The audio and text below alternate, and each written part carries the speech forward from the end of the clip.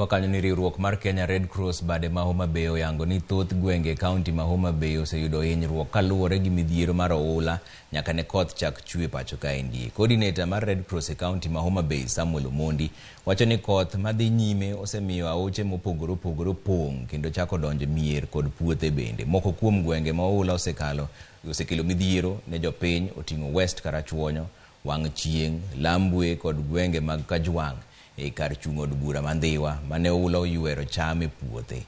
Migawo mar Red Cross be wuoyo bang'e. Kinde ne koth chue kabisa e Homa Bay County kod counties mamoko. Chako timo assessment ka watudore kod county government ma Homa Bay kaachiel kod sirikal mamalo ka watudore gi stakeholders machalo kaka chife gi jomotelo ne kor gwenge. Sani wantiere kamiluongo ni Nyangweso, aora miluongo ni Awach Tende, ma bende pi osemuomo nyaka ute ji kamiluongo ni Bala. Kinde ni wadwa ni mondo watim extensive assessment ka watudore gi migepe mag sirikal, county government disaster department, mondo wang'e ni to jowa ohinyore maromo nade to kod kit kony ma ginyalo dwaro to gi kaka wanyalo pango kuma gibedie kinde ma pi omuomo kuonde ma ne gidake.